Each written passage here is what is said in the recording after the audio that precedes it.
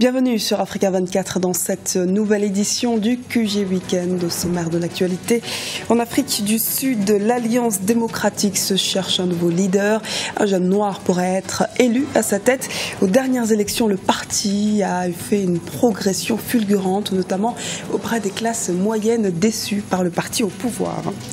Dialogue politique en Guinée. Le chef de l'opposition guinéenne, Cellou Dalein Diallo, se dit prêt à rencontrer le président la semaine prochaine. Nous verrons le discours qu'il compte annoncer lors de cette rencontre. Plusieurs groupes panafricains misent sur la formation des jeunes diplômés. Les investissements s'accentuent notamment dans les métiers de la finance, un secteur motivé par un taux de croissance élevé de nombreux pays africains. La course à la succession est ouverte pour prendre la tête de l'Alliance démocratique, le premier parti d'opposition en Afrique du Sud. Tous les regards se portent désormais sur Moussi Maïman, déjà chef de file du parti au Parlement. Jeune, dynamique, noir, il représente le candidat idéal pour convaincre un autre électorat. Les précisions à Dibra Khadindiaï. Qui sera à la tête de l'Alliance démocratique, la principale force d'opposition en Afrique du Sud. Pour la première fois de son histoire, l'Alliance démocratique s'apprête à se défaire de l'image de parti de blanc qui lui colle à la peau depuis sa création en désignant un jeune noir à sa tête. Moussi Maïman, ce Sud-Africain âgé de 34 ans, devrait être élu leader du parti lors du congrès prévu ce dimanche 10 mai à Port-Elizabeth. Les enjeux de ce sommet sont aussi, disons, d'élargir leur champ, leur électorat, et en même temps de faire comprendre aux Blancs qui composent surtout en majorité ce parti que la seule ouverture vers les Noirs pourra leur permettre d'accéder au pouvoir. Ça serait pratiquement une révolution pour ce parti et aussi un grand problème pour les autres partis noirs. Moussi Maïman est diplômé en théologie. Il a grandi à Soweto. Il est devenu en 2014 le chef du groupe parlementaire de l'Alliance démocratique à l'Assemblée nationale sud-africaine. Pour de nombreux analystes, sa désignation à la tête de la formation politique est une réponse qui devrait permettre à l'Alliance démocratique de rivaliser avec l'ANC. Le retrait de Mme Hélène Zille, qui est prévu lors du prochain congrès, au profit de Moussi Maïman, serait une bonne chose parce que déjà, Moussi Maïman représente le groupe parlementaire, donc c'est quelqu'un qui est connu. On ne peut pas dire qu'il sera placé là parce qu'il est noir, mais aussi il a des capacités. Deuxième chose, son élection pourra aussi influencer l'ANC parce qu'il pourra aller chercher les voix chez les noirs parce que beaucoup de noirs sont déçus. Ils cherchent une autre issue et éventuellement ce parti pourra être multiracial, pourra être le salut des Noirs qui préfèrent avoir un autre parti parce que l'ANC s'est illustré dans beaucoup de cas de corruption. Moussi Maïman est opposé dans ce scrutin à Winti James, âgée de 61 ans.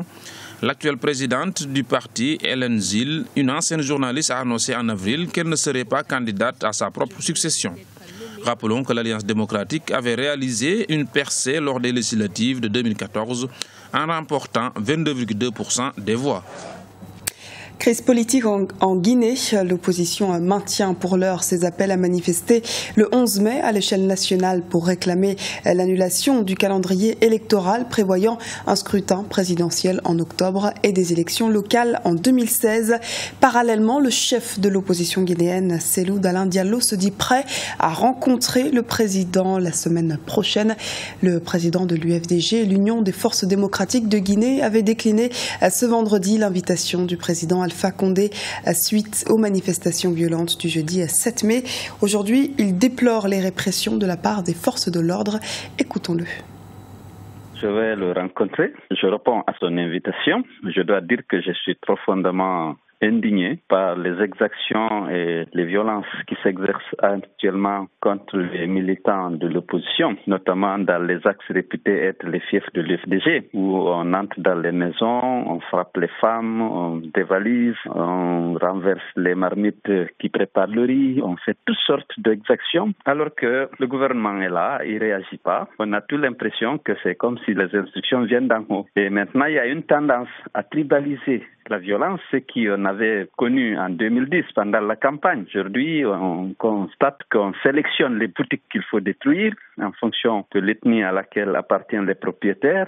Et ça, c'est très dangereux, très, très, très dangereux. Alors donc, je vais lui demander de faire un effort pour respecter les lois et les accords politiques qu'on a déjà signés.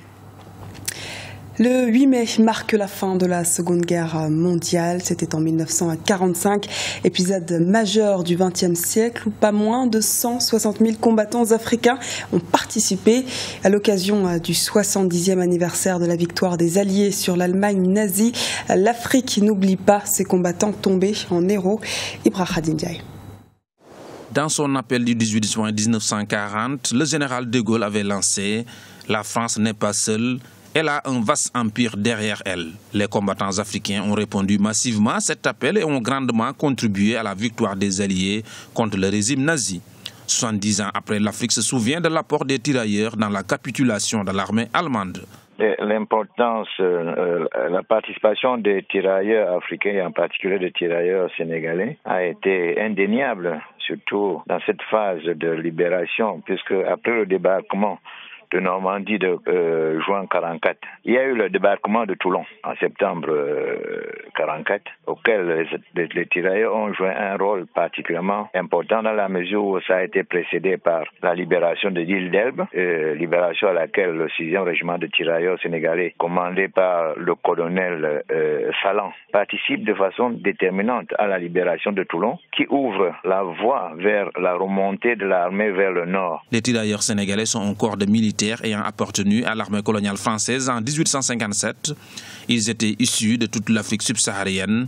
Malgré leur rôle, les tirailleurs ont souvent vécu des injustices sur le champ de guerre ou au niveau des inégalités de traitement salarial après la guerre. Et c'est à partir de ce moment-là que la France décide de ce qu'on a appelé le blanchiment de l'armée française, c'est-à-dire que les soldats noirs, on les renvoie vers l'arrière sous le prétexte que y a les conditions climatiques qui deviennent très compliquées et ne pourront pas supporter les conditions climatiques. Mais en réalité, ça cachait autre chose dans la mesure où il est avéré que De Gaulle tenait absolument à ce que la France soit libérée, surtout Paris. Paris soit libéré par des troupes françaises. Rendre hommage aux combattants africains en saluant l'apport de l'Afrique qui a façonné le destin de la France est l'objectif de la Semaine internationale du souvenir des tirailleurs africains, organisée chaque année en France. L'Afrique témoigne également chaque année sa reconnaissance à l'endroit de ses vaillants ancêtres qui ont dignement représenté le continent dans cette période sombre de l'humanité.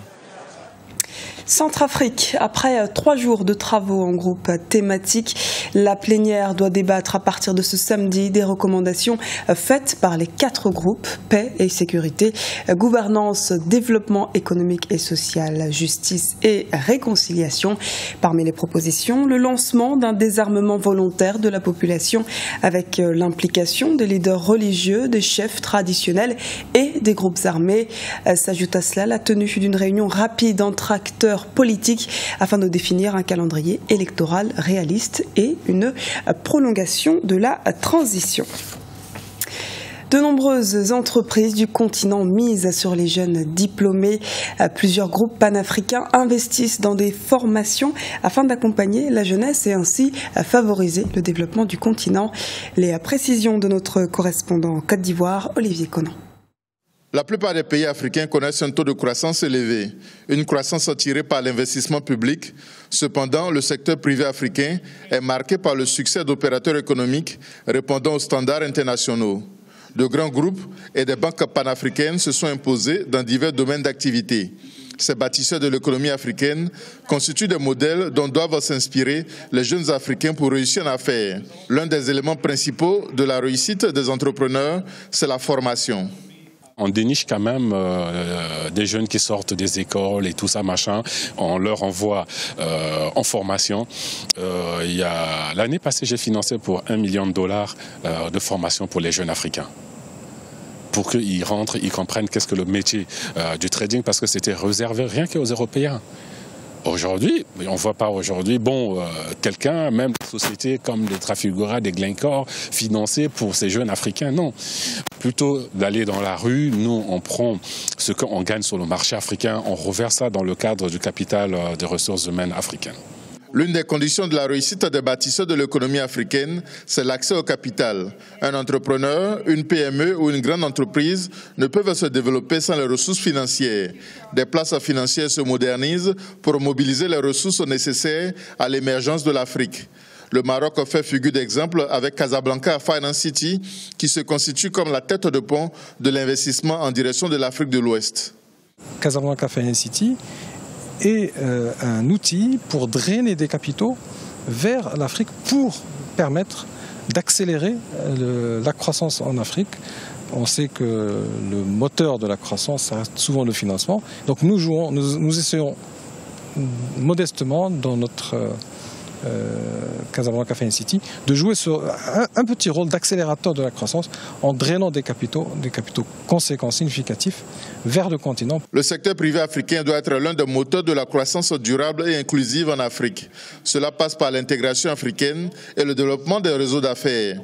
C'est ainsi que les jeunes entrepreneurs, avec l'appui de mentors, pourront prendre la relève du leadership économique sur le continent africain. Ce journal a été réalisé par l'ensemble de la rédaction. Nous vous remercions pour votre fidélité. Retrouvez dans un instant une nouvelle édition de l'actualité sur Africa 24.